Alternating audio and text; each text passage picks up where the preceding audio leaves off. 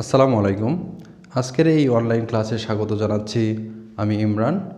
আমি মূলত আজকে আলোচনা করব ইংলিশ সেকেন্ড পেপার এর অ্যাপ্রোপ্রিয়েট প্রিপোজিশন, যেগুলো বিগত সালে এসেছে। Appropriate preposition part 2। বিগত ক্লাসে আমরা পার্ট 1 আলোচনা করেছি অ্যাপ্রোপ্রিয়েট প্রিপোজিশনের উপর। প্রথম শব্দটা বার্ন, এরপর বার্ন ডাউন। বার্ন ডাউন এর অর্থ দগ্ধ করা।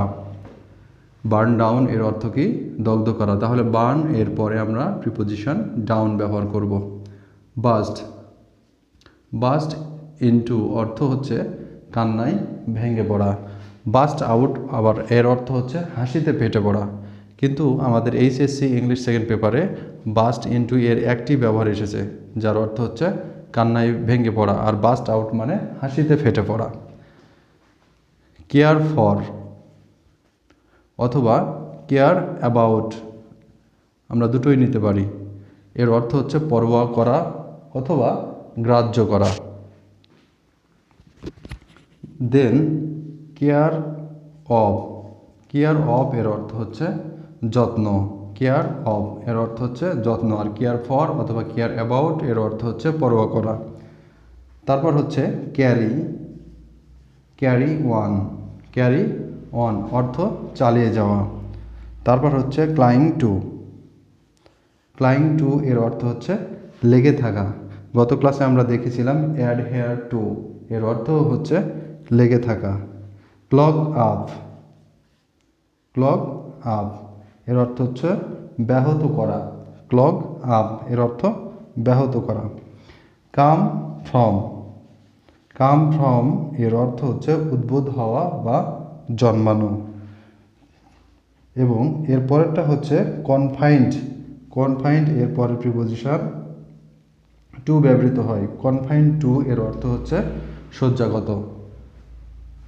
এইখানে আমরা দেখতে পাচ্ছি কনশাস এর পরে প্রিপোজিশন অফ বসে, যার অর্থ সচেতন। আমরা বিগত ক্লাসে দেখেছি অ্যাওয়ার অফ।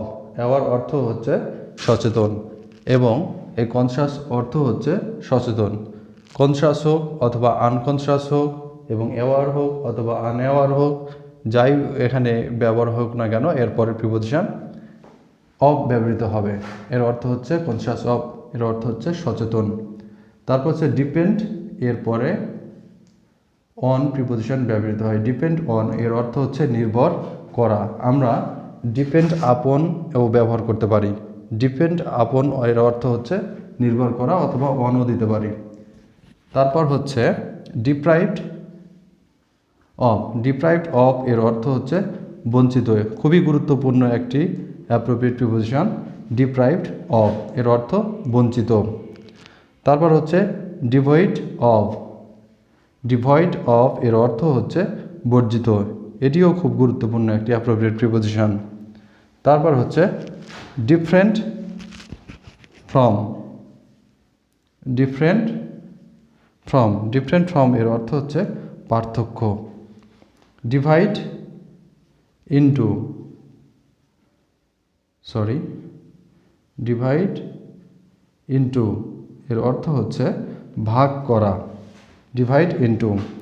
তারপর ডাউটফুল অ্যাবাউট। কোনো বিষয়ে সন্দেহ প্রকাশ করাকে এখানে সন্দিহান অথবা ডাউটফুল অ্যাবাউট এর অর্থ সন্দিহান। তাহলে ডাউটফুল এরপরে আমরা কি প্রিপোজিশন ইউজ করব? অ্যাবাউট।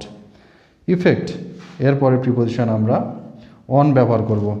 ইফেক্ট অন অর্থ কারো উপর নির্ভর করা, কারো উপর প্রভাব পড়া। এখানে আমার বানান ভুল হয়েছে।